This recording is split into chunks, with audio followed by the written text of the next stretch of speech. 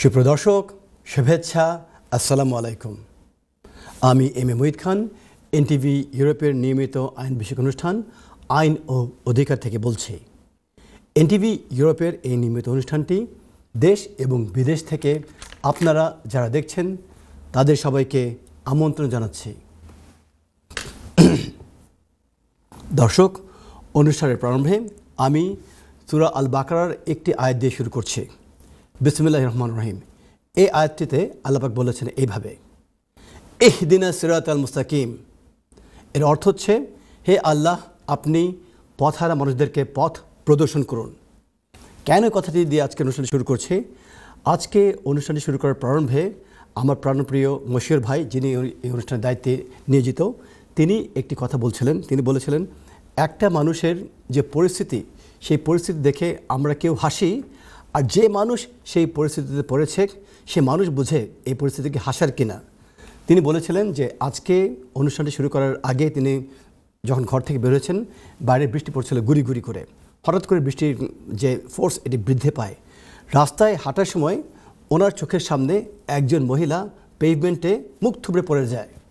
তো যেহেতু হাঁটার সময় মহিলা খুব স্টাইলিশ অবস্থায় তিনি রাস্তায় হাঁটছিলেন, তার সে স্টাইলিশ অবস্থায় হাঁটার সময় যেহেতু তিনি মুখ থুবড়ে রাস্তায় পড়ে গিয়েছেন, এইটি দেখে মশিউর ভাইয়ের হাসি পেয়েছে। তো তৎক্ষণাৎ তিনি আবার এটি বুঝতে পেরেছেন যে এই যে তার মনে যে হাসি পেয়েছে, এই হাসি পাওয়াটা কিন্তু ঠিক না। তার কারণ যিনি পড়ে গিয়েছেন, পড়ে গিয়ে যিনি যে ব্যথাটা পেয়েছেন, সেই ব্যথাটা একমাত্র তিনি জানেন। তো তিনি দৌড়ে গিয়ে সেই মহিলাকে সাহায্য করেছিলেন উঠে দাঁড়ানোর জন্য। দর্শক, এই যে মহানুভবতা আমার মশিউর ভাই সেই মহিলাকে প্রদর্শন করেছেন, সেজন্য তাকে ধন্যবাদ জানাচ্ছি। আর এই অভিব্যক্তিটি প্রকাশ করার মেন উদ্দেশ্য হচ্ছে, আমাদের ভিতরে অনেক হিপোক্রেটস ঢুকে পড়েছে, যারা ছলে বলে কৌশলে সুন্দর একটি জিনিসকে অসুন্দর করে মানুষের কাছে উপস্থাপন করে একটা ভালো মানুষকে খারাপ মানুষ করার অপচেষ্টায় লিপ্ত রয়েছে। একটি ভালো অনুষ্ঠানকে খারাপ অনুষ্ঠানে রূপান্তরিত করার অপচেষ্টায় লিপ্ত রয়েছে। এগুলো হচ্ছে হিপোক্রেটস। এবং এই হিপোক্রেটগুলো ছলে বলে কৌশলে সবসময় কিন্তু এই হিপোক্রেসি করে আসে। এদের থেকে যখনই এই ধরনের কোনো হিপোক্রেট অন্য কোনো স্বনামধন্য মানুষ সংক্রান্ত বিষয়ে উল্টাপাল্টা কথা বলবে, অন্য কোনো অতি জনপ্রিয় অনুষ্ঠান সংক্রান্ত বিষয়ে উল্টাপাল্টা কথা বলবে, তখন চেক ব্যাক করে দেখতে হবে এই হিপোক্রেটের ব্যাকগ্রাউন্ডটা কী। সে কি অন্যকে নিয়ে নেগেটিভ কথা বলে কিনা, সে কি অন্যকে নিয়ে এই ধরনের অপকর্মে লিপ্ত রয়েছে কিনা হিপোক্রেটিক কর্মকাণ্ডের ভিতরে। এরা যদি হয়ে থাকে, তাকে আইডেন্টিফাই করতে হবে, তাকে সবার চোখের সামনে এনে দৃষ্টান্তমূলক শাস্তি দিতে হবে। ওই যে অনুষ্ঠান প্রারম্ভে বলেছিলাম, ইহদিনাস সিরাতাল মুস্তাকিম। আল্লাহ কিন্তু আমাদেরকে সঠিক পথ তখন প্রদর্শন করবেন যখন আমাদের চোখটি খুলে যাবে। এই খুলে যাওয়া চোখের সামনে নিয়েই কিন্তু আমরা আইন অধিকার এই অনুষ্ঠানের যাত্রা শুরু করেছি। এবং সেই অনুষ্ঠান যাত্রা পাড়ি দিয়ে 12 বছর পাড়ি দিয়ে আমি আজকে আবার আপনাদের মাঝে উপস্থিত হয়েছি। সেই আপনাদের চোখের সামনের যেটা আপনারা দেখতে পাচ্ছেন না, সে না দেখা পথ দেখানোর জন্য অনুষ্ঠানের প্রারম্ভে অনেকগুলো লিগ্যাল আপডেটস নিয়ে আমি উপস্থিত হয়েছিলাম। সবগুলো লিগ্যাল আপডেটস দেওয়ার পূর্বে একটি অতি জনগুরুত্বপূর্ণ গ্রাউন্ড ব্রেকিং একটি জাজমেন্ট এসছে। যে জাজমেন্টটি, যে রুলিংটি, এই রুলিংটি এসছে এমপ্লয়মেন্ট ট্রাইব্যুনাল থেকে। বাংলাদেশ সহ পৃথিবীর বিভিন্ন দেশ থেকে যে হাজার হাজার মাইগ্রেন্ট ওয়ার্কার এসেছেন কেয়ার ওয়ার্ক করার জন্য, কেয়ার ইন্ডাস্ট্রিতে, তাদের জন্য এটি একটি যুগান্ত সৃষ্টিকারী একটি জাজমেন্ট। এবং এই জাজমেন্টটি প্রকাশিত হয়েছে 1 জুলাই 2024 এই তারিখে। এবং এমপ্লয়মেন্ট ট্রাইব্যুনাল এই মামলাটি নিয়ে যাওয়া হয়েছিল।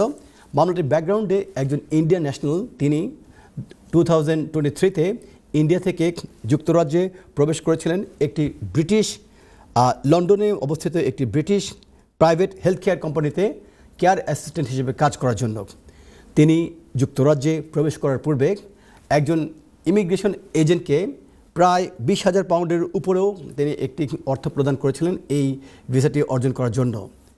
তাকে যে কস্ট দেওয়া হয়েছিল এবং তাকে যে এমপ্লয়মেন্ট কন্ট্রাক্ট দেওয়া হয়েছিল, সেই কন্ট্রাক্টে বলা হয়েছিল তাকে ফুল টাইম এমপ্লয়মেন্ট দেওয়া হবে। কিন্তু যুক্তরাজ্যে প্রবেশ করার পরে তাকে সেই ফুল টাইম কন্ট্রাক্ট দেওয়া হয়নি।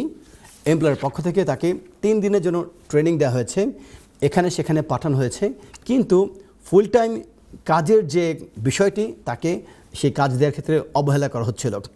ফলশ্রুতিতে কয়েক মাস অতিবাহিত হওয়ার পর এই যে মাইগ্রেন্ট ওয়ার্কার যিনি ইন্ডিয়া থেকে এসেছেন, যিনি 22,000 পাউন্ড অথবা 20,000 পাউন্ডের মতো, এটি মানে বড় মোটা অঙ্কের অর্থ ইমিগ্রেশন যে এজেন্ট তাকে দিয়ে তিনি যুক্তরাজ্যে প্রবেশ করেছেন এই এমপ্লয়ারের কাছে কাজ করার জন্য।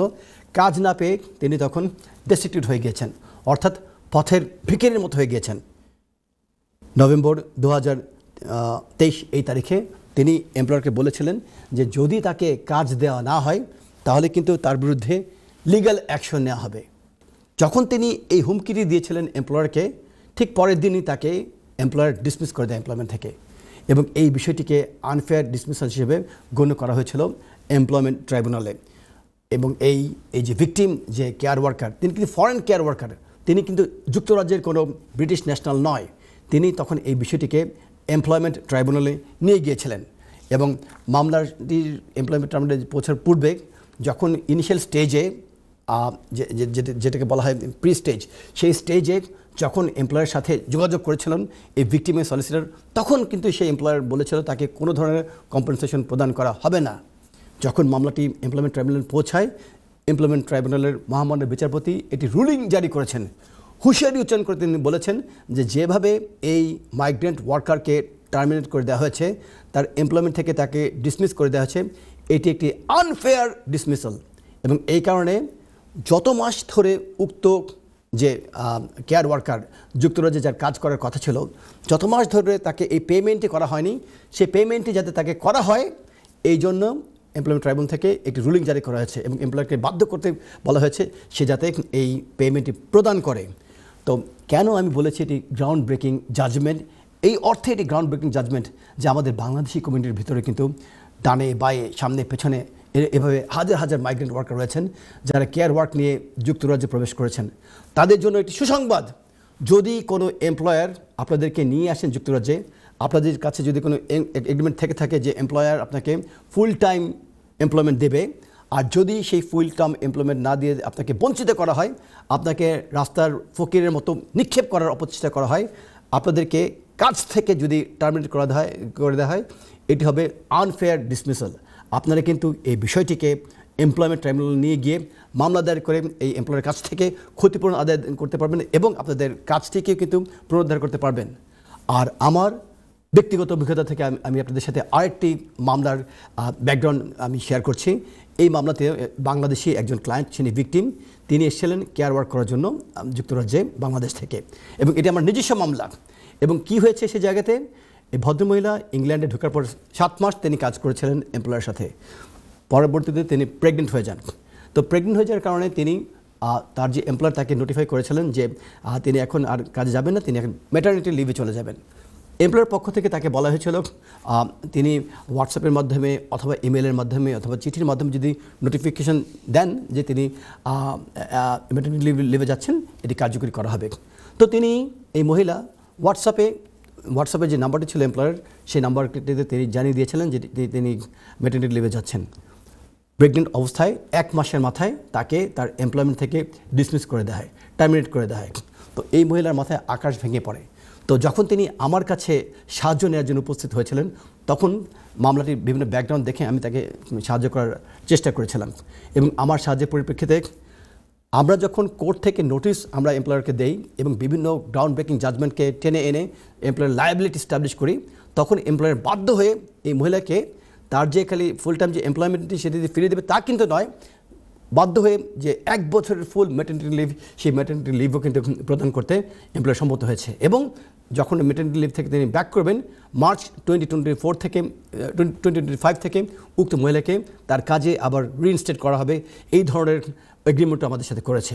সুতরাং যারাই এই ধরনের কেয়ার ওয়ার্কার রয়েছেন, যাদেরকে এই আপনাদের এমপ্লয়াররা কোনো ধরনের কাজ থেকে দেওয়া থেকে আপনাদেরকে বঞ্চিত করছে, আপনাদের ফুল টাইম কোনো এমপ্লয়মেন্ট দেওয়া হচ্ছে না, যদি বলা হচ্ছে যে আপনাদের কাজ নেই, সময় নেই, কন্ট্রাক্ট ক্যান্সেল হয়ে গেছে, এই ধরনের যে অর্থ কষ্টের ভিতর দিয়ে যে সমস্ত কেয়ার ওয়ার্কার ভিসাতে যে সমস্ত ভাই বোন এসেছেন, আপনারা মুখ বুঝে এই কষ্ট সহ্য করবেন না।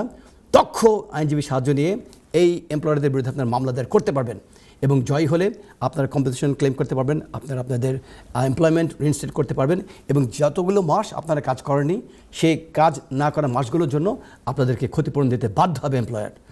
ধন্যবাদ। তো এই কথাটি বলতে বলতে প্রচুর দর্শক আমাদের জন্য লাইনে অপেক্ষা করছেন।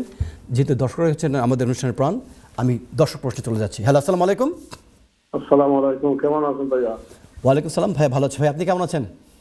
হ্যাঁ ভাই, আমি ভালো আছি। থ্যাংক ইউ আপনাকে। 5-6 সপ্তাহ আগে আপনার সাথে আমার কথা হয় এনটিভির প্রোগ্রামে। আচ্ছা, অধিকার।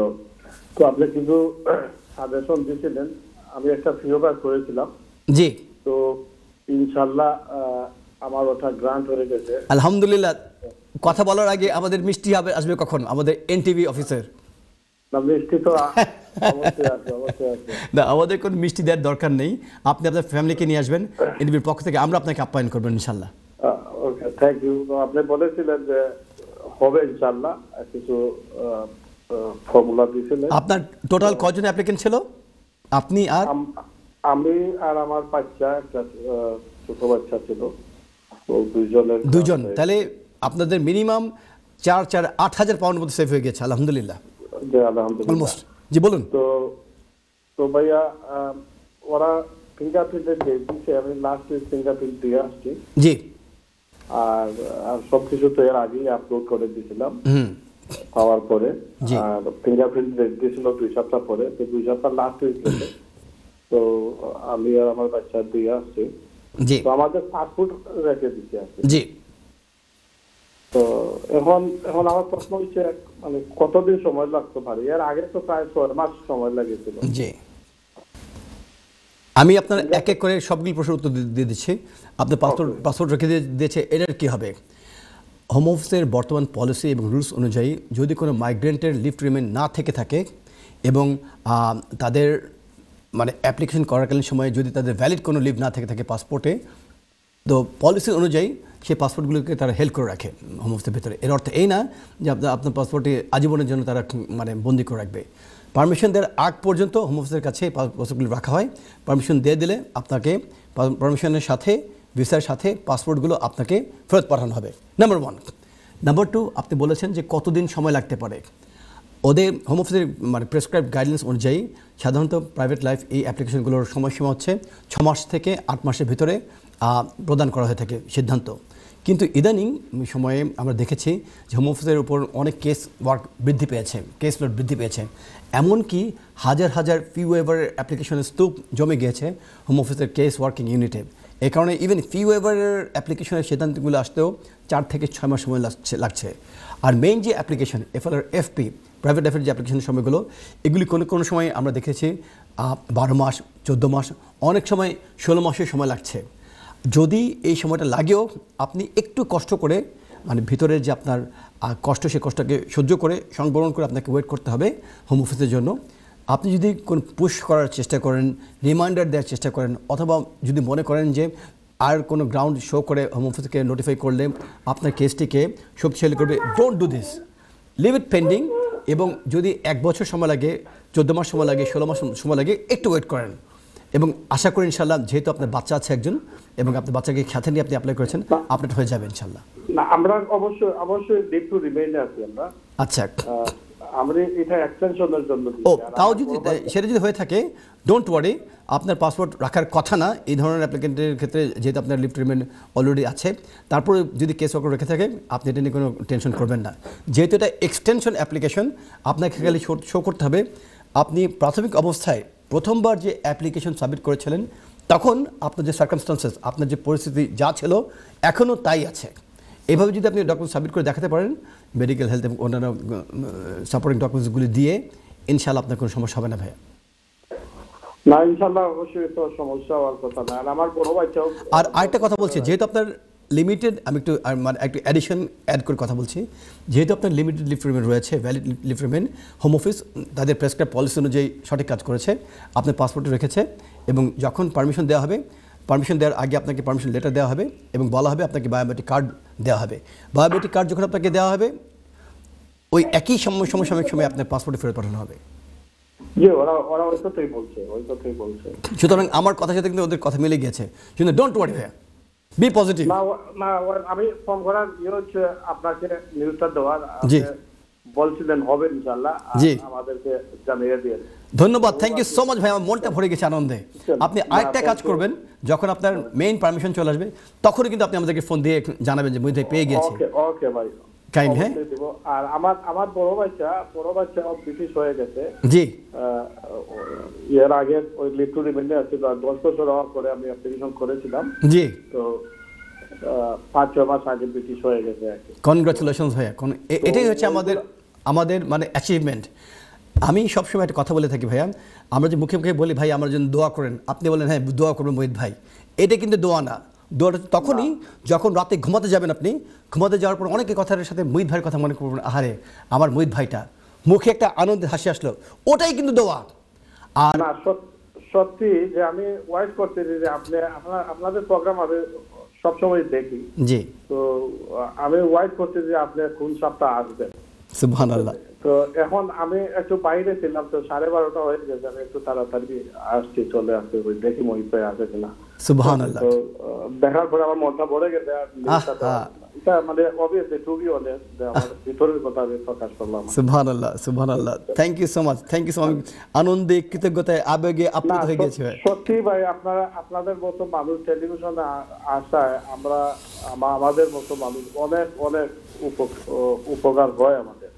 ভাইয়া এই সমস্ত কৃতজ্ঞতা আমি পাঠিয়ে দিচ্ছি আমার বাবার কাছে, মরহুম অধ্যাপক আনম আব্দুল মান্নান খান, ওনার কাছ থেকে আমি পেয়েছি। আমি চেষ্টা করি আমার মানে মানুষের জন্য, আমার ভালোবাসার মানুষ, আমার যারা ভিউয়ার্স তাদের মাঝে এটা ছড়িয়ে দেওয়ার জন্য জ্ঞান। হ্যালো, জি জি ভাই, জি আপনি বলুন, আপনার অনুভূতির কথা বলছিলেন, বলুন। সরি, বলুন। না ঠিক আছে ভাই, ঠিক আছে। আমার অনুভূতির কথা বলতেছি, আমরা খুব অনুপ্রাণিত হই, উপকৃত হই। আর আপনাদের জন্য সত্যিই আমরা মন থেকে দোয়া করি। সুবহানাল্লাহ। মে আল্লাহ ব্লেস ইউ ভাইয়া, আল্লাহ আপনাকে রহমত দান করুন ভাইয়া। Wish you all the best ভাইয়া, অনেক হাসি খুশিতে থাকুন। ধন্যবাদ। চলে যাচ্ছি পরবর্তী দর্শক প্রশ্ন। হ্যালো, আসসালামু আলাইকুম। হ্যালো, আসসালামু আলাইকুম। ওয়ালাইকুম সালাম। বোন, কে বলছেন, কোত্থেকে বলছেন? জি, আমি মাকসুদা বলছি। আমি তো ইনকোয়ারি করতে চাচ্ছি। বলুন। আমি লাস্ট উইক আর কি আমার অ্যাপ্লিকেশন মানে 10 ইয়ার্স রোডে মানে আমি লাইসেন্স ইউকে B1 এভরিথিং আমি দিয়ে দিচ্ছি। জি ভাই। তো আমি তো জানতে চাচ্ছি যে এটা কবে নাগাদ মানে আমাকে দিবে পারমিশন আর কি। ধন্যবাদ। ও আপনি বলেছেন 10 ইয়ার্স রুটে আপনি অ্যাপ্লিকেশন করেছেন, বাট আপনি বলেন কোন ক্যাটাগরিতে? এটা কি ইনডেফিনিটলি রিমেইন, ইনডেফিনিট? জি জি, আমার ওই মানে ছেলের থ্রুতে পাইছি আমি। আমার ছেলের। জি, এখন আপনি যদি সমস্ত ডকুমেন্টস ঠিকমতো দিয়ে থাকেন, আপনাকে life in the test, beyond test, এই সমস্ত ডকুমেন্টসগুলো আপনাকে সাথে সাবমিট করতে হবে। এগুলো সব সাবমিট করছি একসাথে আর কি। আমার 10 ইয়ার্স শেষ হয়ে গেছে। জি। তো এখন মানে আমি কতদিন অপেক্ষা করব আর কি? বুঝতে পারছি, আমি বুঝেছি যে মিনিমাম মানে 6 মাসের মতো আপনাকে ওয়েট করতে হবে, কেননা ওদের ডিসিশন মেকিং যে team 6 months at least 6 months বোন। কেন বলেছি আমি, আবার এর আগেও চলে আসতে পারে। যদি কেস ওয়ার্কার যিনি আপনার কেসটা ডিল করছেন তার যদি ওয়ার্কফ্লোটা কম থাকে, আপনি 3 মাসের ভিতরেও পেয়ে যেতে পারেন। আমি এমন পেয়েছি 1 মাসের ভিতরে সিদ্ধান্ত চলে এসছে, আবার এমন হয়েছে 12 মাস 14 মাস লেগেছে। আমি আশা করছি আপনারটা 3 মাসের বেশি লাগবে না ইনশাল্লাহ। ওকে। আর বেশি লাগে 6 মাস। ওয়ালাইকুম থ্যাংক ইউ, খোদা হাফেজ, ভালো থাকবেন, ধন্যবাদ। এই যে চলে যাচ্ছে পরবর্তী দর্শক প্রশ্ন। হ্যালো, আসসালামু আলাইকুম।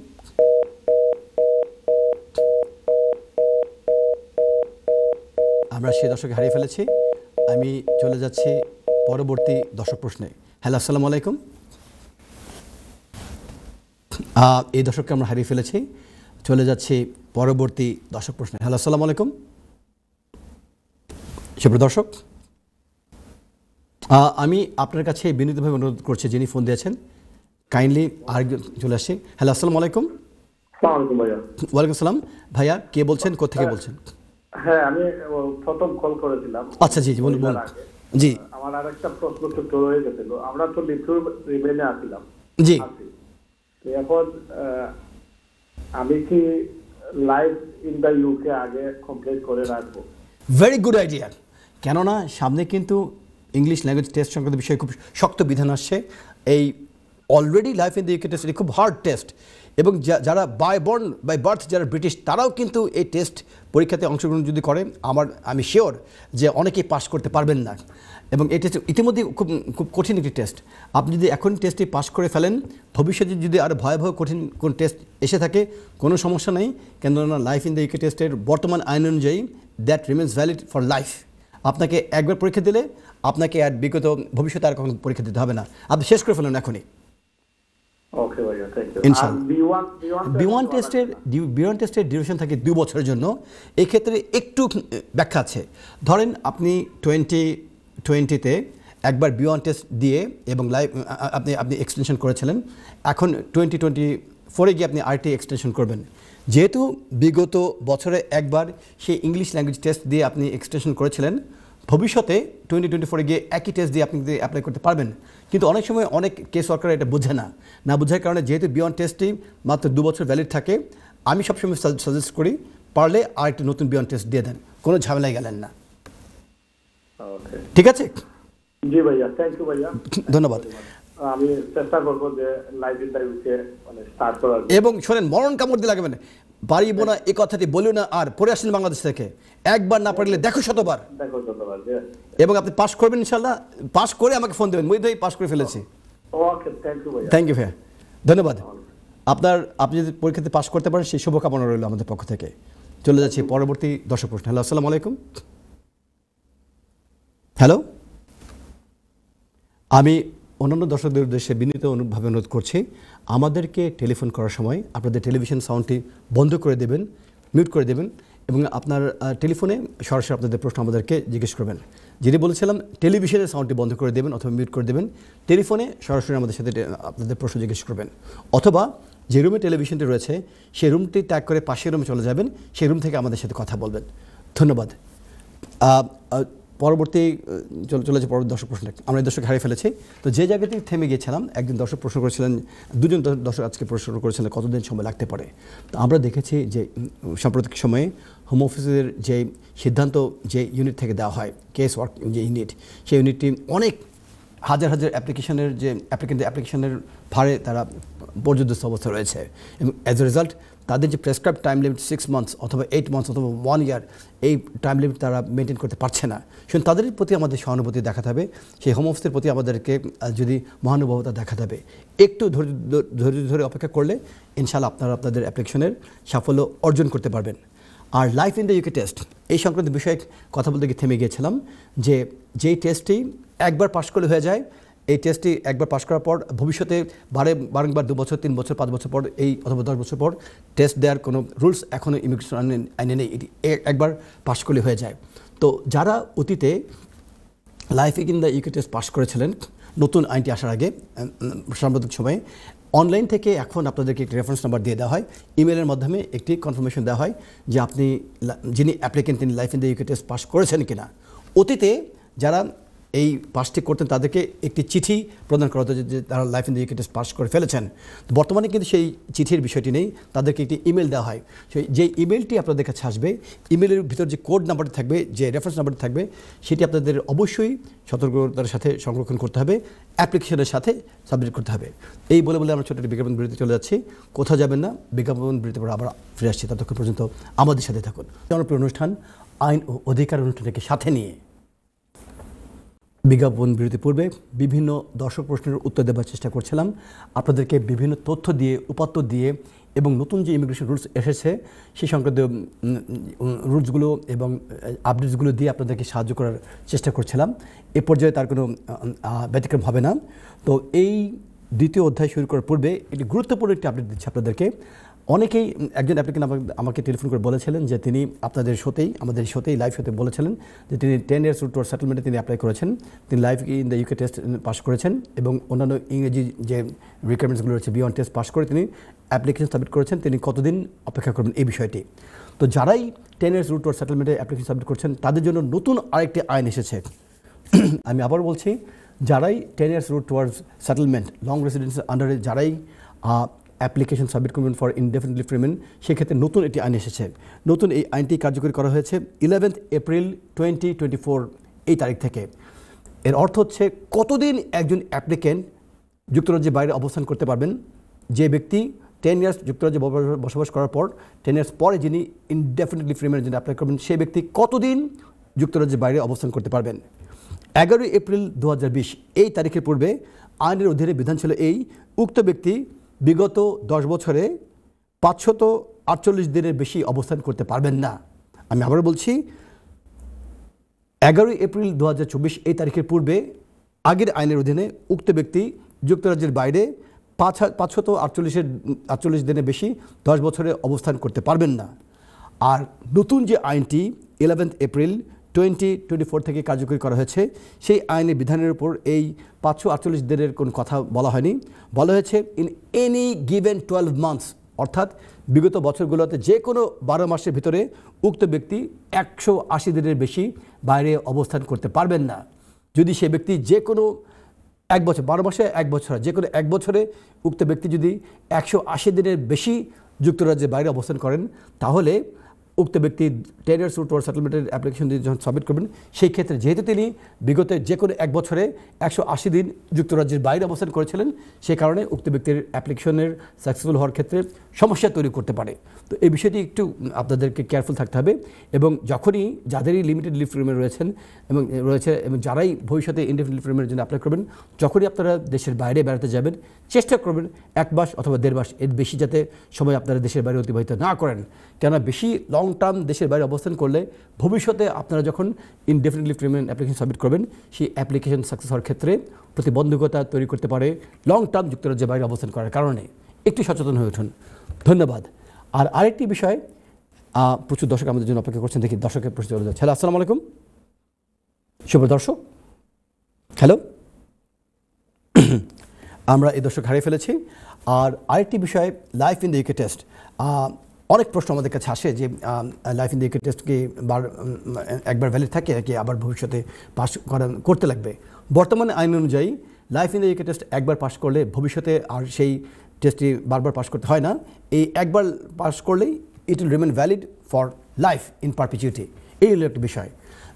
আর আমি বিজ্ঞাপনবিতে যাওয়ার পূর্বে বলেছিলাম যে আগের আইনের অধীনে যারাই life in the UK test এই টেস্টটি পাস করতেন, তাদেরকে একটি সার্টিফিকেট বাই পোস্ট পাঠানো হতো।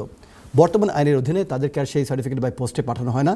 তাদেরকে ইমেলের মাধ্যমে একটি কোড নাম্বার, একটি রেফারেন্স নাম্বার দিয়ে দেওয়া হয়, যে কোড অথবা রেফারেন্স নাম্বার অ্যাপ্লিকেশন ফর্মে ইউজ করতে হয় অ্যাপ্লিকেশনকে সাকসেসফুল করার জন্য।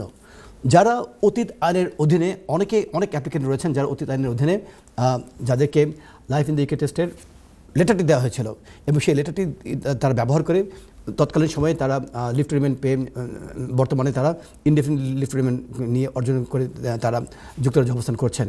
বাট অনেকের ক্ষেত্রেই এই অ্যাপ্লিকেন্ট যারা ভবিষ্যতে ন্যাচারালাইজেশনের জন্য অ্যাপ্লাই করছেন, মানে ব্রিটিশ হওয়ার জন্য, তাদের কাছে অ্যাপ্লিকেশন সাবমিট করার সময় তারা খুঁজে বের করতে পারছেন না তাদের সেই লেটারটি কোথায় গিয়েছে, তাদের কাছে সেই রেফারেন্স নাম্বারটিও নেই। এই ধরনের কিন্তু প্রচুর অ্যাপ্লিকেন্ট রয়েছেন।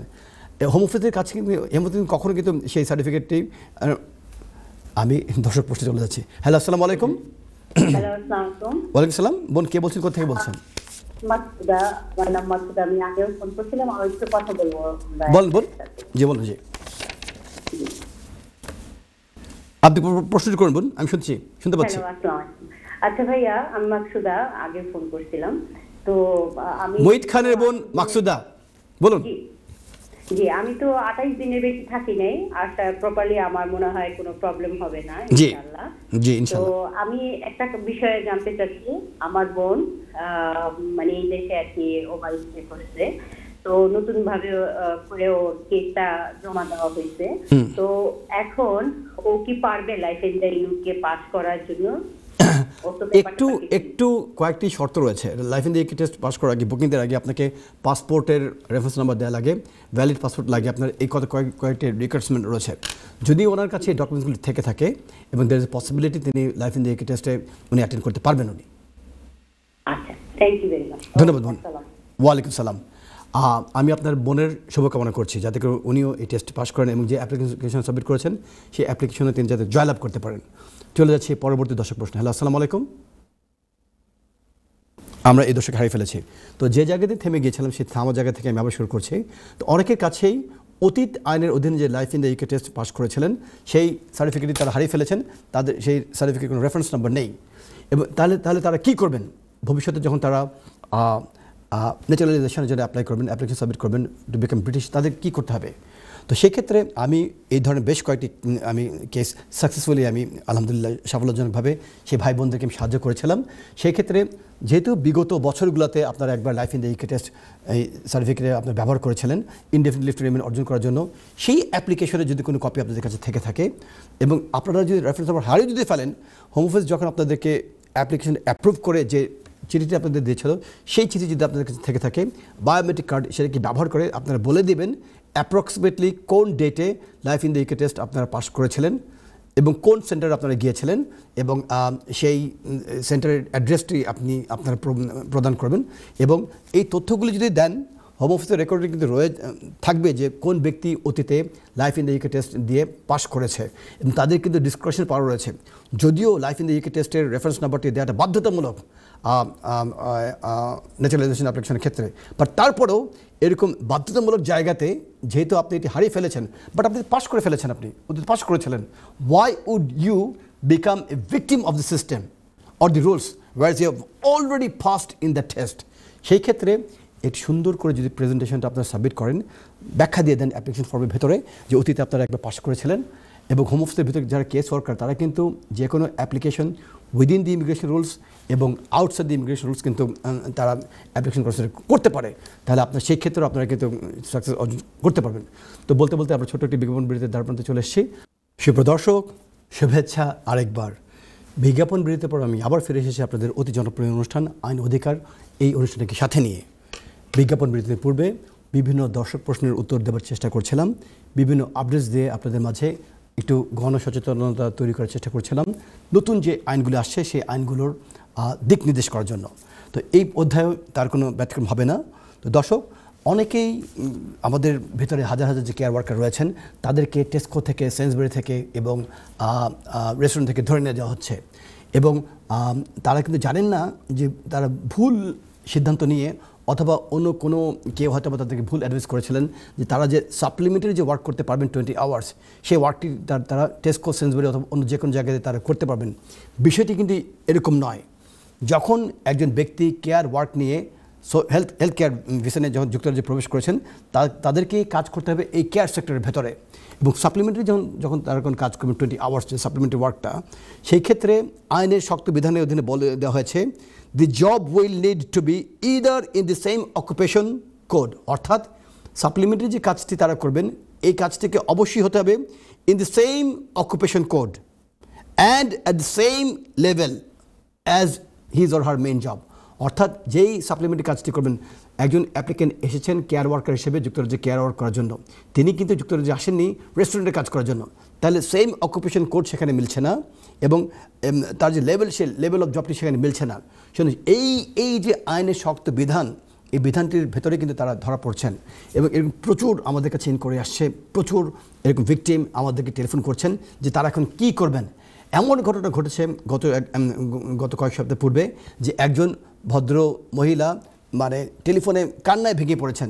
কারণ কি, তার হাজব্যান্ড রেস্টুরেন্টে গিয়েছিলেন কাজ করার জন্য, তিনি কিন্তু কেয়ার ওয়ার্ক করছিলেন একটা কোম্পানিতে, এবং তার যে পেমেন্ট, তার যে রিসিপ্ট, সমস্ত পে স্লিপগুলো ছিল, তিনি যে নিয়মিত ট্যাক্স পে করছেন তাও আছে, এবং এমপ্লয়ার যেই কোম্পানিতে তিনি কাজ করছিলেন সেই জায়গাতে তার এমপ্লয়মেন্টের সমস্ত ডকুমেন্টস ঠিকঠাক, কিন্তু সাপ্লিমেন্টারি ওয়ার্ক হিসেবে যে 20 আওয়ার্স, সেই সময়ের ভিতরে তিনি গিয়েছেন রেস্টুরেন্টে কাজ করার জন্য, এবং ইমিগ্রেশন রেড হয় সেই রেস্টুরেন্টে, এবং সেই রেড থেকে উক্ত ব্যক্তিকে ধরে ফেলা হয়, তাকে ধরে নিয়ে যায় ডিটেনশন সেন্টারে, এবং সেখানে তার ভিসা কার্টেল করে দেওয়া হয়।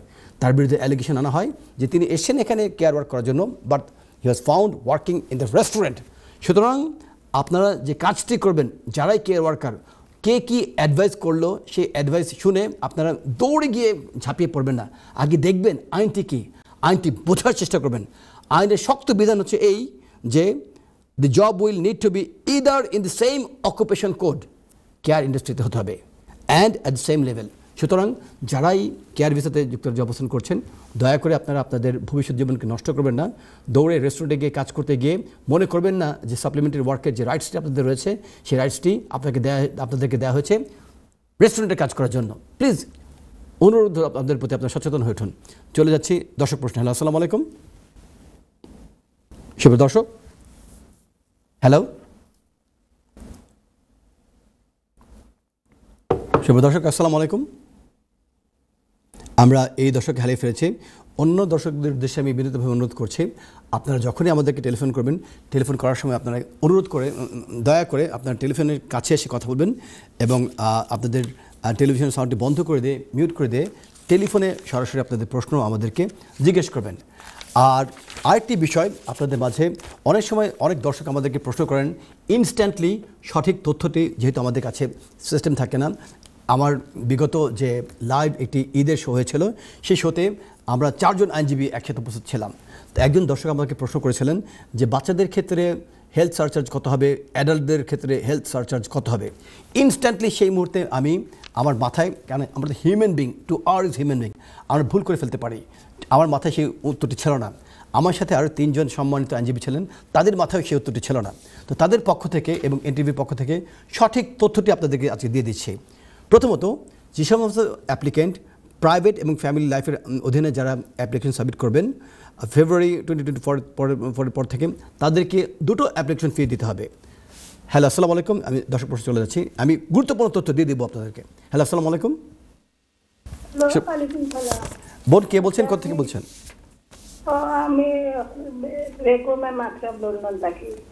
আমি জানতাম চাইলাম যে আমার এখন আত্মীয় আইতা ওদেশের স্টুডেন্ট, জি, তো ইউনিভার্সিটি তো তারা মেয়ের এসে দিয়ে তার ইন্টারভিউ লইছেন। জি, এখন পর্যন্ত তারা কিছু জানাইছেন না। অফিসের ইন্টারভিউ পাস করছেন তারা কইছেন, জি।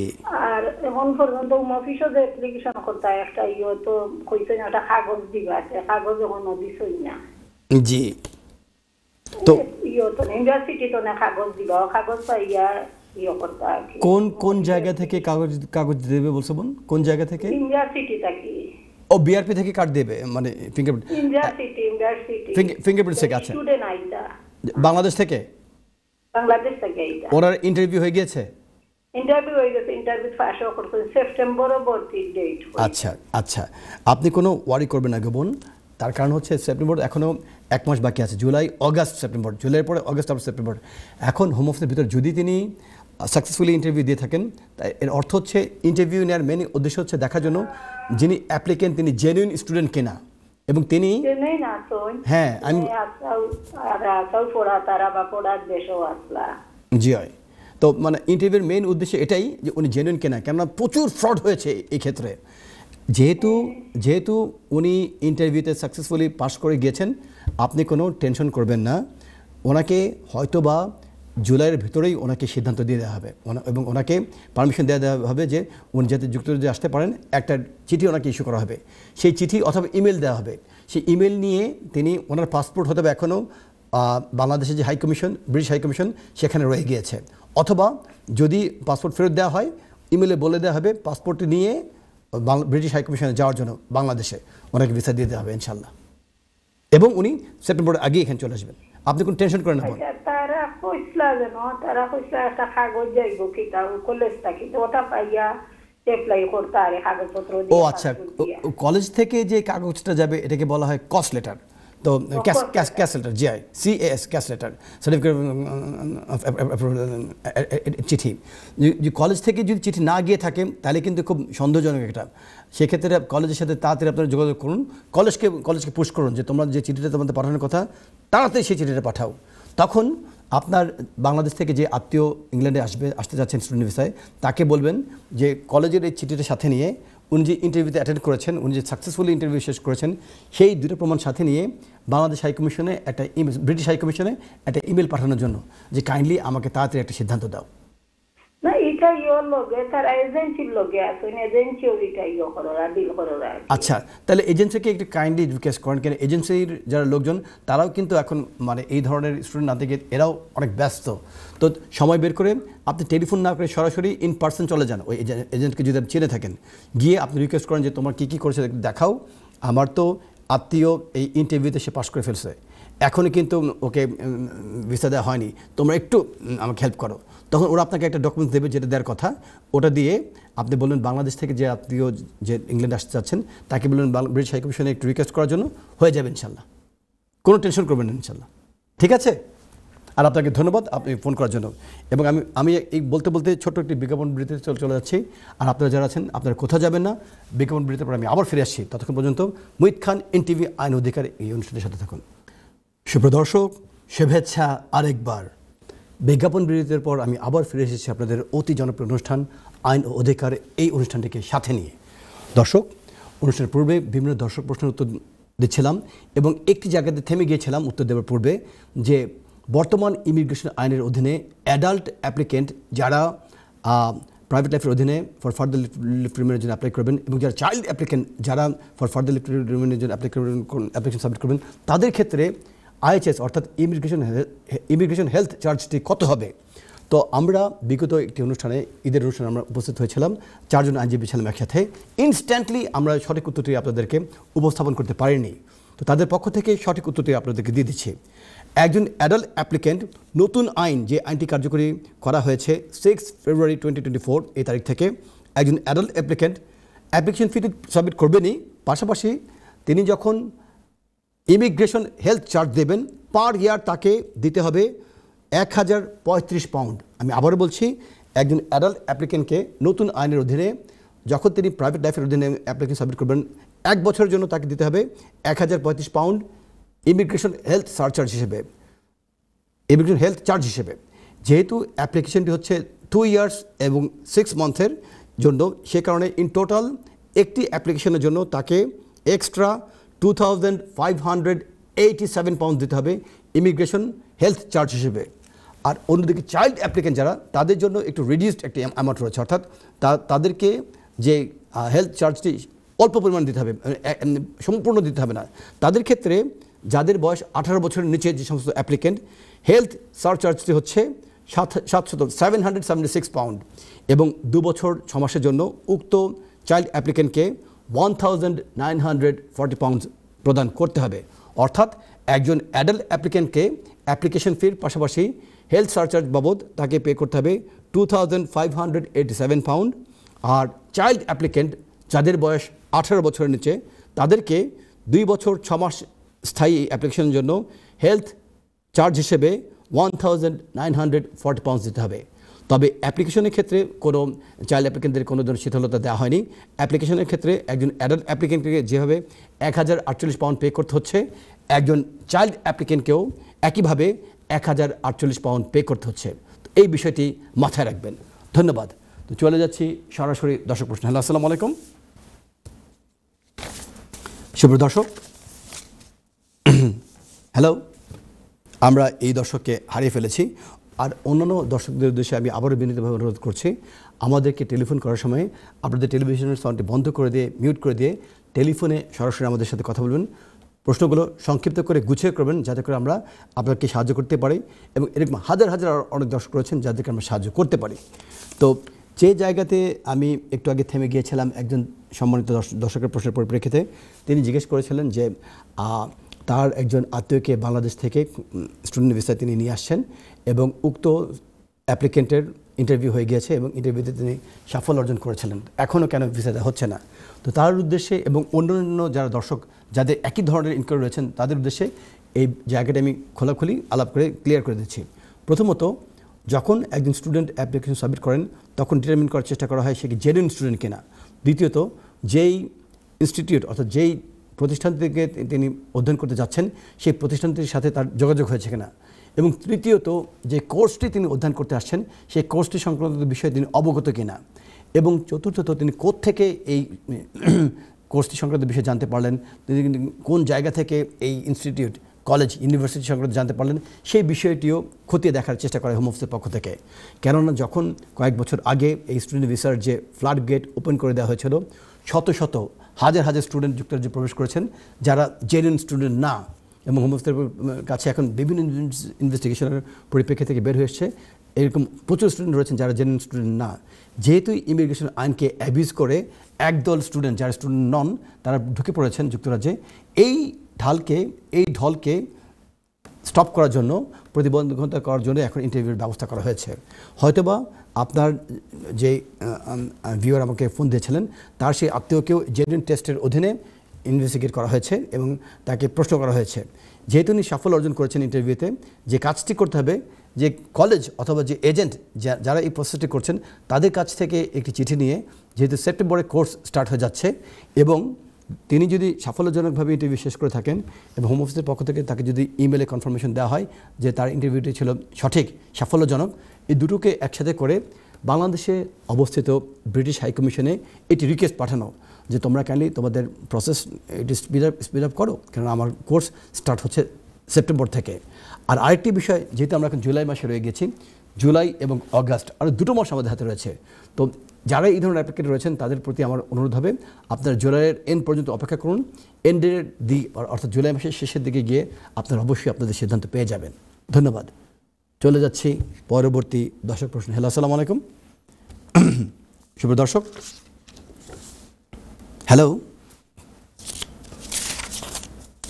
আমরা এই দর্শককেও হারিয়ে ফেলেছি।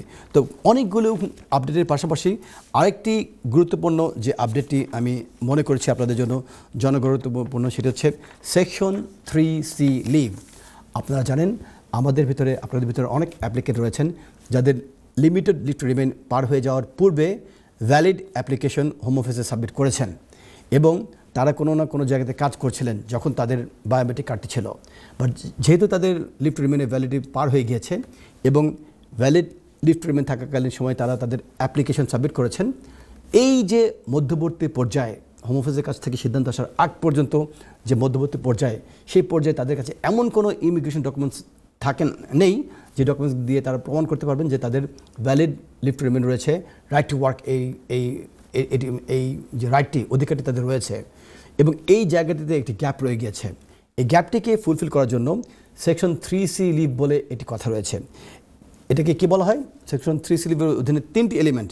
নাম্বার 1, একজন অ্যাপ্লিকেন্টকে অবশ্যই একটি ভ্যালিড অ্যাপ্লিকেশন সাবমিট করতে হবে তার লিভ টু রিমেইন পার হয়ে যাওয়ার পূর্বে, এবং দ্বিতীয়ত এই অ্যাপ্লিকেন্টকে যে অ্যাপ্লিকেশন সাবমিট করবেন সেটি হচ্ছে এক্সটেনশন করার জন্য তাকে এই অ্যাপ্লিকেশনটি সাবমিট করতে হবে, এবং তৃতীয়ত যখন এই ভ্যালিড অ্যাপ্লিকেশন তিনি সাবমিট করবেন একজন applicant for extending his leave to remain, তখন তাকে সেকশন 3C লিভের অধীনে তাকে যে তিনি আছেন সেই সেকশন 3C লিভের অধীনে তাকে এটি ভ্যালিডিটি দেওয়া হয় যে তিনি থাকতে পারবেন যুক্তরাজ্যের অধীনে, এবং সেকশন 3C লিভের অধীনে তিনি যে কাজ করতে পারেন সেই রাইটটিও কন্টিনিউ করে।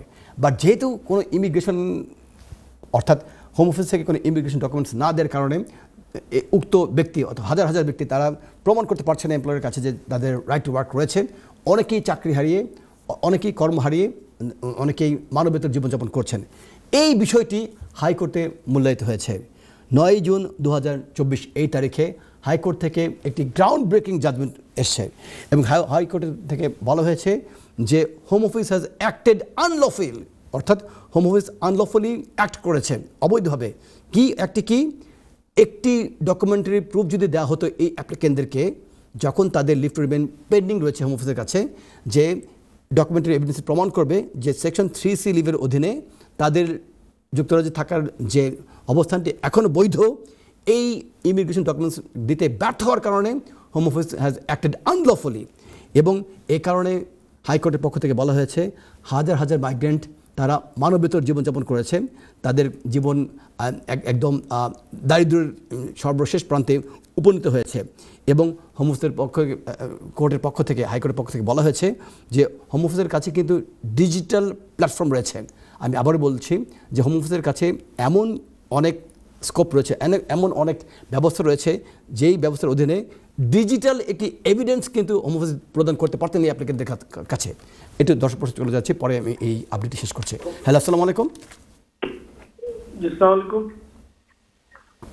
ভাইয়া, ওয়ালাইকুম সালাম। আপনাদেরকে সাহায্য করতে গিয়ে আমার গলা শুকিয়ে গিয়েছিল, পানি খেয়ে চেষ্টা করছি আবার সাহায্য করার জন্য। বলুন, কেমন আছেন আপনি? আমার একটা প্রশ্ন। বলুন। আমার ওয়াইফ স্পাউস ভিসা আমি এই দেশে আনছিলাম, জি। আমি 10 ইয়ার্স উইথে চলে গেছিলাম, আমার 2টা বাচ্চা আছে, জি। এখন সেকেন্ড এক্সটেনশনের সময় এখন আমি কতদিন আগে আর কি অ্যাপ্লাই করতে পারবো? নর্মালি ইমিগ্রেশন আইনের বর্তমান আইন অনুযায়ী 28 দিন, মানে ধরেন আপনার ভিসার মেয়াদ পার হয়ে যাচ্ছে 30শে জুলাই, অ্যাজ এন এক্সাম্পল দিচ্ছি আমি আপনাকে। তো 30শে জুলাইয়ের আগের যে 28 দিন, এই 28 দিন অর্থাৎ 2 তারিখ থেকে 30 জুলাই এই তারিখের ভিতরে আপনি আপনার অ্যাপ্লিকেশনটি সাবমিট করতে পারবেন। বাট আমি সবসময় আমার যারা ক্লায়েন্ট তাদেরকে সাজেস্ট করি এই 28 দিন এই ধরনের কাজটি না করে লিভ টু রিমেইন পার হয়ে যাওয়ার 7 দিন আগে, 8 দিন আগে, 3 দিন আগে সাবমিট করে দেওয়াটা আমি মনে করি যুক্তিযুক্ত। আমি চাইছিলাম যে 2-3 মাস আগে কি অ্যাপ্লাই করা যাবে? এটা কখনো করবে না। অবস্থা বেশি খারাপ বাংলাদেশে। ভাই একটা কথা বলি, চাইছিলাম যে আগে দিলে যদি আগে রেডি করে দিয়ে দেয় আর কি, তাইলে আমি যেতে পারতাম। এই জায়গাতেই কিন্তু আমরা ইমোশনাল হওয়া যাবে না। আইনের মতো চলে এবং আমাদের ইমোশনের জায়গাতে একটু কষ্ট করে যিনি মানে বাংলাদেশে যিনি অসুস্থ তার প্রতি শ্রদ্ধা দেখিয়ে এবং আইনের প্রতি শ্রদ্ধা দেখিয়ে আপনি যাতে ক্ষতিগ্রস্ত না হয়ে যান সেই কারণে আমি আপনাকে বলছি কখনোই আপনার অ্যাপ্লিকেশনের যে টাইম ম্যাচিউর হওয়ার আগে কোনো অ্যাপ্লিকেশন সাবমিট করবে না। অনেকেই আপনাকে অনেকভাবে ABC অ্যাডভাইস করতে পারে, বাট আপনাকে আইনটি পড়ে দেখতে হবে। আইনের ভিতরে বলা আছে 28 দিনের ভিতরে আপনি সাবমিট করবেন। সুতরাং 2-3 মাস আগে অ্যাপ্লিকেশন সাবমিট করে আপনি যদি মনে করেন যে আপনি আগে থেকে লিভ নিয়ে বাংলাদেশে যাবেন, এটা হবে না। এটা করতে গিয়ে আপনি আপনার যে লিভ টু রিমেইন এই জায়গা থেকে আপনি একটু ক্ষতিগ্রস্ত হয়ে যাবেন। এই কাজটি করবেন আপনি ভাই kindly.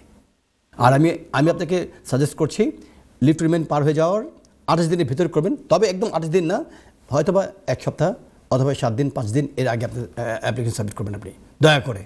Okay, thank you very much. ধন্যবাদ ভাই। ওয়ালাইকুম সালাম ভাই। চলে যাচ্ছি পরবর্তী দর্শক প্রশ্ন। হ্যালো, আসসালামু আলাইকুম সুপ্রিয় দর্শক। তো যে জায়গাতে থেমে গিয়েছিলাম সেকশন 3C লিভ এই সংক্রান্ত বিষয়ে, তো হাজার হাজার এরকম মাইগ্রেন্ট ওয়ার্কার যারা যুক্তরাজ্যে ভ্যালিড লিভ টু রিমেইন নিয়ে অবস্থান করছেন, অথচ তাদেরকে সেকশন 3C লিভের অধীনে তাদের একটি ভ্যালিড লিভ টু রিমেইন রয়েছে, সেই সংক্রান্ত বিষয়ে কোনো ডকুমেন্ট সাবমিট না করার কারণে তারা যেভাবে চাকরি হারিয়ে মানে মানবতার জীবনযাপন করেছেন এই বিষয়টিকে হাইকোর্ট বলেছেন আনলফুল। চলে যাচ্ছি পরবর্তী দর্শক প্রশ্ন। হ্যালো, আসসালামু আলাইকুম সুপ্রিয় দর্শক। হ্যালো, ওয়ালাইকুম সালাম ভাই, কে বলছেন, কোথা থেকে বলছেন? আমি লেস্টার থেকে বলছি ভাই। ভাই আপনি প্রশ্ন বলুন প্লিজ। আমি একটা কথা জানতে চাইছি ভাই। আপনি ভয় পাবেন না, আপনি প্রশ্ন করুন ভাই। জি, আমার সেটেলমেন্ট কার্ড পাইছি বুঝছেন না। ছেলের নাম কি? জি, আমার সেটেলমেন্ট কার্ড বুঝছেন। সেটেলমেন্ট কার্ড পেয়েছেন? জি বলুন। জি জি জি পাইছি, পাওয়ার পরে আমি পাসপোর্ট বানাই লিখি। এখন এই কার্ড কি ছেড়ে দিতে হবে না? ব্রিটিশ পাসপোর্ট বানাই লিখি। ব্রিটিশ পাসপোর্ট যদি বানিয়ে ফেলে থাকেন আর যদি হোম অফিস থেকে যদি আপনাকে মানে এই কার্ড ফেরত দিতে যদি রিকোয়েস্ট না করা হয় আপনি রাখতে পারবেন আপনি। আর যদি অসুবিধা নেই, রিকোয়েস্ট না করলে রাখতে পারবো না। জি জি জি জি জি অবশ্যই, কেন এটা দরকার না পাঠানো না বললে। জি জি যদি ওরা চেয়ে থাকে পাঠিয়ে দেবেন, না চেয়ে থাকলে কোনো প্রবলেম। আচ্ছা আচ্ছা, ওটা জানার জন্য থ্যাংক ইউ ভাই। ধন্যবাদ। আর যাদের আপনার এই উত্তরের সাথে সম্পর্ক আরেকটি প্রশ্নের উত্তর দিচ্ছি আমি আপনাদেরকে সুপ্রদর্শক। আমাদের ভিতরে হাজার হাজার মাইগ্রেন্ট রয়েছেন যারা অতীত আইনের অধীনে ইনডেফিনিট লিভ টু রিমেইন নিয়ে যুক্তরাজ্যে অবস্থান করছেন এবং যাদের পাসপোর্টে স্ট্যাম্প মারা আছে ইনডেফিনিট লিভ টু রিমেইন, যেই পাসপোর্ট স্ট্যাম্পটি তারা কোনো কার্ডে এখনও ট্রান্সফার করেননি। সামনে কিন্তু ই ভিসা চলে আসছে, মানে যেই ই ভিসার মাধ্যমে একজন ব্যক্তির যুক্তরাজ্যে থাকার বিষয়টিকে নির্ধারণ করা হবে। যাদেরই এই ধরনের সমস্যা রয়ে গেছে যে আগের যে পাসপোর্টের স্ট্যাম্প রয়েছে বা তাদের কাছে কোনো কার্ড নেই, তাদেরকে এখনই সচেতন হয়ে উঠতে হবে এবং নতুন ইমিগ্রেশন আইনের ভেতরে এই যে রেগুলেশনস যে রিকোয়ারমেন্টস যে শর্ত, সেই শর্তগুলি পূরণ করে তাদেরকে একটি ডকুমেন্টস সাথে রাখতে হবে। কেননা যখন তারা ইন্টারন্যাশনাল কোনো কান্ট্রিতে তারা ট্রাভেল করার সময়, যাওয়ার সময় অথবা আসার সময় তাদেরকে আটকে দেওয়া হতে পারে। সুতরাং একটু এই জায়গাতে আপনাদেরকে সতর্ক হয়ে উঠতে হবে। আর অন্যদিকে ই ভিসার যে বিষয়টি আমরা লক্ষ্য করেছি, ই ভিসার সামনে হয়তো বা আরেকটি ভয়ঙ্কর সমস্যা তৈরি হতে পারে। কেননা অনেক অ্যাপ্লিকেন্ট রয়েছেন, হাজার হাজার অ্যাপ্লিকেন্টের ভিতরে অনেক অ্যাপ্লিকেন্ট রয়েছেন যাদের ই ভিসাটি দেওয়ার আগে অতীতের যে পারমিশন দেওয়া হয়েছিল যুক্তরাজ্যে থাকার জন্য, যে ইমেল অ্যাড্রেসটি দেওয়া হয়েছিল সেই অ্যাপ্লিকেশন ফর্মের সাথে, সেটি হয়তো তাদের ফর্মার কোনো সলিসিটরের ইমেল অ্যাড্রেস, অথবা যে মোবাইল নাম্বারটি দেওয়া হয়েছে সেই মোবাইল নাম্বারটি তারা হারিয়ে ফেলেছেন, অথবা তারা নতুন একটি মোবাইল নাম্বার ব্যবহার করছেন, অথবা যে পাসপোর্টটি তারা ব্যবহার করেছিলেন সেই পাসপোর্টটি এখন এক্সপায়ার্ড হয়ে গেছে। হোম অফিসের কাছে, হোম অফিসের রেকর্ডে কিন্তু সে অতীত ইমেল অ্যাড্রেস, অতীতের যে মোবাইল নাম্বার এবং অতীতের পাসপোর্ট নাম্বারটি রয়ে গেছে। যখনই এই অ্যাপ্লিকেন্ট এই ই ভিসার জন্য অ্যাপ্লিকেশন সাবমিট করছেন এবং নতুন পাসপোর্টের ডিটেলস তারা প্রোভাইড করছেন, ম্যাচ না করার কারণে তারা কিন্তু এখন সমস্যার ভিতরে পড়ে যাচ্ছেন। অতীতের যে ইমেল অ্যাড্রেস, সেই ইমেল অ্যাড্রেস ম্যাচ না করার কারণে তারা কিন্তু সমস্যায় পড়ে যাচ্ছেন এবং এই কারণে তাদেরকে যে কাজটি করতে হবে, লাস্ট ডেট পার হয়ে যাচ্ছে 31 ডিসেম্বর 2024। এর আগেই তাদেরকে যারাই কম্পিউটার একটু দক্ষ অথবা অভিজ্ঞ কোনো আইনজীবীর পরামর্শ গ্রহণ করে তারা যদি তাদের ই ভিসার যে বিষয়টি তারা যদি অ্যাক্টিভেট করে ফেলতে পারেন, তাদের জীবনকে সুখকর করবে ভবিষ্যতে যখন নতুন আইনটি চলে আসবে। চলে যাচ্ছি পরবর্তী দর্শক প্রশ্ন। হ্যালো, আসসালামু আলাইকুম। হ্যালো, ওয়ালাইকুম আসসালাম। ভাই কে বলছেন, কোথা থেকে বলছেন? আমি ডেভিড বার্মিংহাম থেকে বলছিলাম। জি বলুন ভাই। আমার এক ফ্রেন্ড করেছিল, বলুন। আমার ফ্রেন্ড অ্যাসাইলাম করেছিল, কিন্তু তার সামহাউ তার সলিসিটর ঠিকভাবে তাকে রিপ্রেজেন্ট করে নাই। জি। তো তার কেস এখন কোর্ট থেকে রিফিউজ হয়ে গেছে। জি। কিন্তু he is really in danger. তার নামে দেশে কেস আছে, সে মাইনরিটি গ্রুপের মেম্বার। তো ভেরি ডিফিকাল্ট। তার বাচ্চা এবং বউকে লুকিয়ে রেখে তারপরে এখানে এসেছিল। 2 বছর হয়ে গেল এখন। জি। উনি কি আবার নতুন করে অ্যাসাইলাম করতে পারেন কিনা? যেহেতু তাকে রিপ্রেজেন্ট করা হয়নি, অর রংলি রিপ্রেজেন্ট করা হয়েছে। আমি খুবই দুঃখিত এই যে কথাটি বলেছেন যে রংলি রিপ্রেজেন্ট করা হয়েছে। এই জায়গাতেই মানে একজন অভিজ্ঞ দক্ষ আইনজীবীর প্রয়োজন, কেননা অ্যাসাইলাম ক্লেমে আপনাকে 3টি জিনিস এস্টাবলিশ করতে হবে। মহিত ভাই, এক মিনিট। একজন আইনজীবী এই কাজটা করেছিলেন। আমি আমি আমি দুঃখিত যে আইনজীবী কাজটা করেছেন, তার উচিত ছিল সঠিকভাবে রিপ্রেজেন্ট করা। আনফর্চুনেটলি না, আমি তো সেই আইনজীবীর পক্ষে আমি কথা বলতে পারি না। আপনি আমাকে প্রশ্ন জিজ্ঞেস করেছেন, আমি আপনার কাছে। হ্যাঁ জি, আমি বলছি আপনাকে। বলুন বলুন বলুন বলুন, আগে আপনি কথা শেষ করুন। এই ভদ্রলোকের আসলে আর কোনো অপরচুনিটি অবশ্যই থাকবে।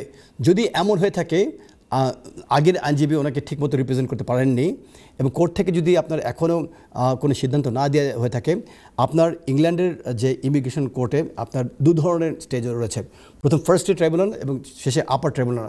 আমার মনে হয় প্রাথমিক পর্যায়ে যখন তিনি অ্যাসাইলাম ক্লেম করেছিলেন, সেই ক্লেম করার সময় তিনি ঠিকমতো নিজের কেসটিকে তিনি নিজে উপস্থাপন করতে পারেননি। আইনজীবীকে ব্লেম দেওয়ার আগে আমাকে দেখতে হবে আমি কি করেছি। হয়তোবা ওনাকে যখন অ্যাসাইলাম ক্লেমে গিয়েছিলেন ইনিশিয়াল স্টেজে, আমি আপনাকে হেল্প করার জন্য কথাটা বলছি, কেননা মানে it takes 2 to make a quarrel. তো এখন ইন্টারভিউ স্টেজে তাকে যে অ্যাসাইলামিং গ্রাউন্ডে যে প্রশ্নগুলি করা হয়েছিল, যদি তিনি সঠিকভাবে উত্তর না দিয়ে থাকতে পারেন, 2 ধরনের এভিডেন্স আপনাকে প্রমাণ করতে হবে ইন্টারভিউ স্টেজে। একটা হচ্ছে অবজেক্টিভ এভিডেন্স আর একটা সাবজেক্টিভ এভিডেন্স। অবজেক্টিভ এভিডেন্স হচ্ছে এই যে দেশে যে নিউজ পেপার পাবলিকেশনস এবং আপনার মেডিকেল টেস্টের রিপোর্ট এবং আপনার কান্ট্রি রিপোর্টস এগুলি দিয়ে সেরে সম্পর্ক করা যে এই কারণে তিনি দেশে ফিরে যেতে পারবেন না। আর একটা সাবজেক্টিভ মানে এভিডেন্স, আমি নিজে ফিল করছি এই কারণে আমার life will be at risk in my country of origin. এটা হয়তোবা এই জায়গাতে তিনি ক্রেডিবিলিটি নষ্ট করে ফেলেছিলেন, যে কারণে অ্যাপ্লিকেশনটি রিফিউজ হয়ে গেছে, এটি অ্যাপিলে চলে গেছে। এবং অ্যাপিলে যদি কোনো আইনজীবী ঠিকমতো উপস্থাপন করতে না পেরে থাকেন, এর অর্থ এই না যে এখানেই আপনার মানে কেসের মানে কী বলব পরিণতি শেষ হয়ে গেছে। যদি এই স্টেজ থেকে অ্যাপ্লিকেশনটি রিফিউজ করে ফেলা হয় ফার্স্ট স্টেজ ট্রাইব্যুনাল থেকে, তখন আপনি এই সিদ্ধান্তের বিরুদ্ধে আপার ট্রাইব্যুনালে 2বার অ্যাপ্লিকেশন করতে পারবেন। প্রথম অ্যাপ্লিকেশনটি হবে ইরার্স অফ ল, অর্থাৎ ফার্স্ট স্টেজ ট্রাইব্যুনাল যে সিদ্ধান্তটি দিয়েছেন এই জায়গাটিতে জাজ ভুল করেছেন। কেন জাজ এই জিনিসগুলি কনসিডার করেননি? কেন কনসিডার করেননি? যদি দেখা যায় যে ডকুমেন্ট ছিল XYZ, কিন্তু যিনি মামলাটিকে রিপ্রেজেন্ট করেছেন যে আইনজীবী, তিনি ভুলে গিয়েছিলেন যে এই ডকুমেন্টসগুলিকে রেফার করার জন্য, অথবা ডকুমেন্টসগুলিকে কারেকশন করে তিনি কোর্টে যখন সাবমিশন দিয়েছেন জাজকে হয়তো বা বলতে ভুলে গিয়েছেন। এই ডকুমেন্টসগুলির কারণে এগুলি প্রমাণ করে যে অ্যাপ্লিক্যান্ট জেনুইন এবং এই অ্যাপ্লিক্যান্ট এর অ্যাসাইলাম ক্লেমটিকে ডান করা দরকার। যেহেতু এই আইনজীবী এটি বলতে পারেননি বা ডকুমেন্টসগুলি রয়ে গিয়েছে অলরেডি বান্ডেলের ভিতরে এবং জাজ সেই ডকুমেন্টসগুলি দেখেনি, then there is a chance errors of law. এটাকে বলা হয় মানে আইনকে হয়তো বা জাজ সঠিকভাবে ইউজ করে আইনকে ব্যবহার করে তিনি সিদ্ধান্ত দেননি।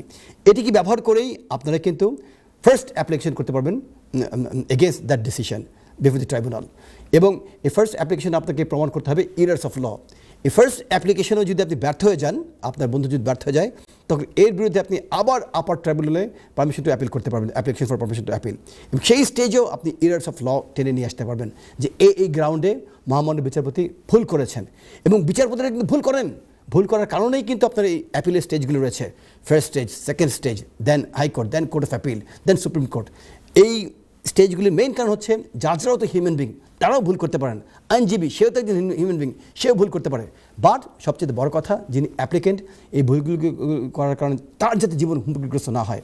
আপনি বলেছেন যে তার এই যিনি অ্যাপ্লিকেন্ট, তিনি জেনুইন অ্যাপ্লিকেন্ট, তার ওয়াইফ এবং বাচ্চাকে তিনি লুকিয়ে রেখেছেন, তাহলে ডেফিনেটলি ওনার কেসের ক্রেডিবিলিটি রয়েছে, ডেফিনেটলি ওনার কেসের স্ট্রেংথ রয়েছে। সমস্ত স্টেজগুলি পার করার পরেও যদি তিনি ব্যর্থ হন, ফার্দার সাবমিশন বলে একটি বিষয় রয়েছে। আমি সবসময় বলি যে আমাদের যুক্তরাজ্যের যে হোম অফিস, আমরা যে যাই বলি না কেন, এই শক্তিশালী কঠোর আইনগুলি আসছে অবৈধ মাইগ্রেন্টদেরকে দমন করার জন্য এবং যারা আইনকে অ্যাবিউজ করছে তাদেরকে দমন করার জন্য। কিন্তু যারা সত্যিকার অর্থে ভিকটিম, তাদেরকে সাহায্য করার জন্য কিন্তু এই হোম অফিসের ভিতরে within the rules, outside the rules যে কোনো অ্যাপ্লিকেশন কনসিডার করার জন্য ক্ষমতা দেওয়া হয়েছে। তো আপনার বন্ধু যদি প্রত্যেকটি স্টেজে ব্যর্থ হয়ে যান, ভবিষ্যতে ফার্দার সাবমিশন দিয়েও কিন্তু তিনি এই জায়গা থেকে বের হয়ে আসতে পারবেন। তো আমি খুব লম্বা সময় নিয়ে আমি আপনাকে উত্তরটি দিয়ে দিলাম যাতে করে আপনার বন্ধু সঠিক পদক্ষেপ গ্রহণ করতে পারে। ধন্যবাদ। আমি যেটা বলতে চাইছিলাম সেটা আমি বলিনি। আচ্ছা বলুন, সরি, আমি দুঃখিত, তাহলে বলুন। না, কারণ হচ্ছে যে উনি আর কোর্টে না গিয়ে, আমার প্রশ্ন ছিল আপনার কাছে, উনি কোর্টে না গিয়ে কি নতুন করে অ্যাপ্লিকেশন করতে পারেন কিনা আবার অ্যাসাইলামের জন্য? এই কাজটা করবেন না, এই কাজটি যেহেতু কোর্ট থেকে তার ডিসিশন হয়ে গেছে, এখন তো সব ফার্দার সাবমিশনে যেতে পারে না, পারে কি? না, পারবেন না, এই কাজটি করবেন না আপনি, কারণ আপনাকে you have resolved all the avenue of legal system. এখন উনি প্রাথমিক স্তরের স্টেজে রয়েছেন, ওনার অ্যাপিলের স্টেজগুলি ওনাকে অবশ্যই এক্সস্ট করতে হবে, কেননা ভবিষ্যতে যখন উনি আবার ফার্দার সাবমিশন করবেন তখন কিন্তু এটাকে ট্রিগার করা হবে যে you are given an appeal rights and you haven't exhaust the appeal rights. আপনি বুঝতে পেরেছেন? আপনি বি ভেরি কেয়ারফুল। জি অবশ্যই, এবং শক্তিশালী আইনজীবী নিয়ে যাবেন যিনি ওনাকে রিপ্রেজেন্ট করতে পারবেন ইনশাআল্লাহ। ফাউন্ডেশন তো দুর্বল হবে না আসলে। Anyway, thank you so much. জি, may Allah bless you, may Allah bless your friend ইনশাআল্লাহ। ধন্যবাদ। চলে যাচ্ছে পরবর্তী দর্শক প্রশ্ন। হ্যালো, আসসালামু আলাইকুম। আমি কয়েকটা হারিয়ে ফেলেছি। তো এই কথা বলতে বলতে আমরা অনুষ্ঠানের একদম শেষ পর্যায়ে চলে এসেছি। অনুষ্ঠানের শেষ পর্যায়ে আমি আর কোনো দর্শক প্রশ্ন গ্রহণ করতে পারছি না, সেই কারণে আমি বিনীতভাবে আমি দুঃখ প্রকাশ করছি এবং দর্শক যারা রয়েছেন তাদের কাছে আমি বিনীতভাবে ক্ষমা প্রার্থনা করে আমি বলছি যে অনুষ্ঠানের এই শেষ পর্যায়ে আমি আপনাদের উদ্দেশ্যে একটি ক্ষুদ্র উপহার নিয়ে আমি উপস্থিত হওয়ার চেষ্টা করছি এবং আমার এই ক্ষুদ্র উপহারটি একটি কবিতা কেন্দ্রিক এবং এই কবিতাটি আমি উৎসর্গ করছি আপনাদের উদ্দেশ্যে, কেননা আপনারাই হচ্ছেন আমার অনুষ্ঠানের প্রাণ এবং প্রায়ই আমাদের ভিতরে মানবিক মূল্যবোধ জাগিয়ে তোলার চেষ্টা করি আমি। এবং আমার শুরুতে যেমন বলেছিলাম ইহদিনাস সিরাতাল মুস্তাকিম, আমি শেষ পর্যায়েও তা দিয়ে শেষ করবো। তবে শেষ পর্যায়ে ইসলামিক কোনো আয়াত দিয়ে নয়, কোরআন শরীফের কোনো আয়াত দিয়ে নয়, আমি একটু কবি টাইপের মানুষ, কাব্যিকভাবে আপনাদের ভিতরে মানবিক মূল্যবোধ জাগিয়ে তোলার চেষ্টা করতে আমি এই কাজটি করার চেষ্টা করব। আমি একটু কন্ট্রোল রুমের দায়িত্বে যিনি রয়েছেন তাকে আমি অনুরোধ করছি আপনি কাইন্ডলি ইকো সাউন্ডে দিয়ে দেবেন। সুনীল গঙ্গোপাধ্যায়ের বিখ্যাত কবিতা আমি কিরকমভাবে বেঁচে আছি। আমি কিরকমভাবে বেঁচে আছি, তুই এসে দেখে জানি খিলেশ, এই কি মানুষ জন্ম নাকি শেষ পুরোহিত কঙ্কালের পাশা খেলা। প্রতি সন্ধেবেলায় আমার বুকের মধ্যে হাওয়া ঘরে ওঠে, হৃদয়কে অবহেলা করে রক্ত। আমি মানুষের পায়ের কাছে কুকুর হয়ে বসে থাকি, তার ভেতরের কুকুরটাকে দেখব বলে। আমি আক্রোশে হেসে উঠি না, আমি ছাড় পোকার পাশে ছাড় পোকা হয়ে হাঁটি, বসা হয়ে উড়ি একদল মশার সঙ্গে। খাঁটি অন্ধকারে স্ত্রীলোকের খুব মধ্যে ডুব দিয়ে দেখেছি দেশলাই জেলে, ও গায়ে আমার কোনো ঘর বাড়ি নেই। আমি স্বপ্নের মধ্যে বাবুদের বাড়ি ছেলে সেজে গিয়েছি, রঙ্গালয়ে পরাগের মতো ফু দিয়ে উড়িয়েছি দৃশ্যলোক। ঘামে ছিল না এমন গন্ধক যাতে ক্রোধে চলে উঠতে পারি। নিখিলেশ, তুই একে কি বলবি? আমি সবার ঘরে নিজের দুহাত পেরেকে বেঁধে দেখতে চেয়েছিলাম যিশুর কষ্ট খুব বেশি ছিল কিনা। আমি ফুলের পাশে ফুল হয়ে ফুটে দেখেছি, তাকে ভালোবাসতে পারি না। আমি কপাল থেকে খামের মতন মুছে নিয়েছি পিতামহের নাম। আমি শ্মশানে গিয়ে মরে যাবার বদলে মাইরি মাইরি ঘুমিয়ে পড়েছিলাম।